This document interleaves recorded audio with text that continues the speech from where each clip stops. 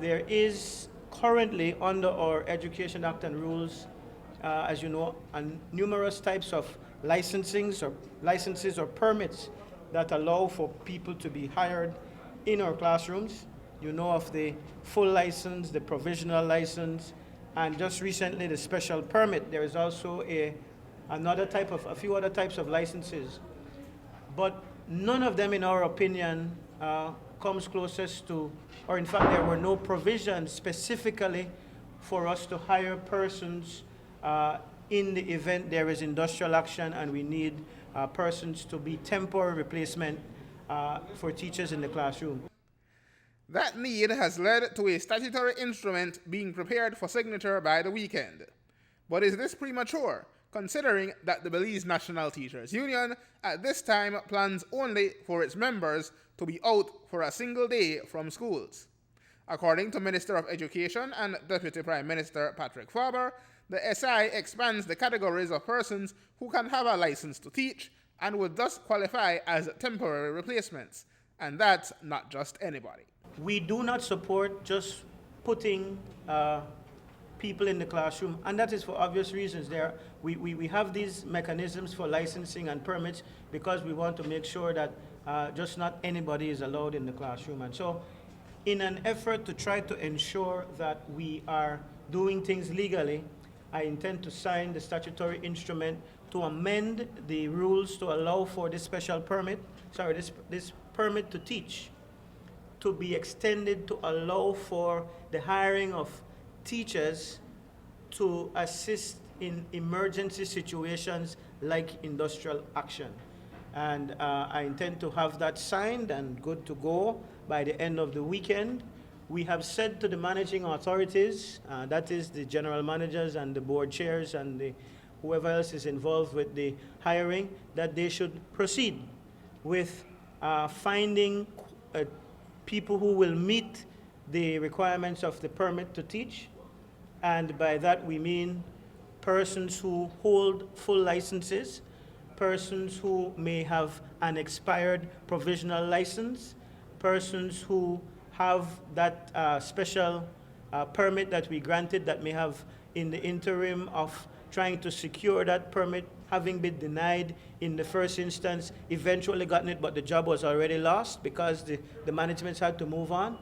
Parents who are of good repute in the school community, retired teachers, anybody who is in that category and the school's management sees it fit that they can be of assistance in keeping the doors of the school open, those are the persons we have encouraged the management, the managing authorities, to add to their list of potential persons to be hired as temporary replacement teachers. The Minister of Education reiterated that rather than acting in haste, the ministry and managing authorities were trying to be ready to meet their requirement to provide education services for the country. It is not premature. You will understand that we have to be ready. We're not saying that we are going to execute this plan even on Monday when the first day of strike action is in place. You've heard me say that we're looking at putting the replacement teachers, if we get to that, maybe Wednesday, Thursday of the week, given that, in fact, you're right, we don't know what number will play, but you cannot fault my ministry and you cannot fault the managing authorities of these learning institutions for wanting to put in place a plan, because again, it goes back to what is required of us. We are responsible, we're tasked by this nation to provide education services for this country, and we will make sure that that goes on, that goes on as uninterrupted as is possible. The minister says that the SI will be signed no matter what, after consultation with the National Council on Education and National Council for Technical and Vocational Education and Training on Friday. BNTU President Luke Palacio represents the union on both bodies, so he will be a part of those consultations. But on Monday, if, as expected, a majority of BNTU members do stay at home, what happens? Faber told us that's up to individual school managements. The managements will determine more particularly what the specific plans are that they need to put in place.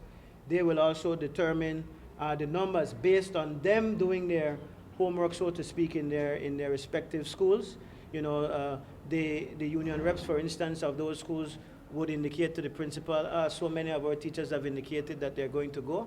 And if they're going to go on strike, it is responsible, they should do the responsible thing and to inform so that they can look out for the safety of those children who come to school and also their colleagues who might not be of the same agreement with them.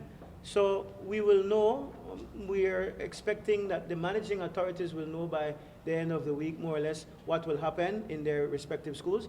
And we're hoping that Monday will also be an indicator. That is not to say that the managing authorities will not have a plan of dealing with the situation on Monday.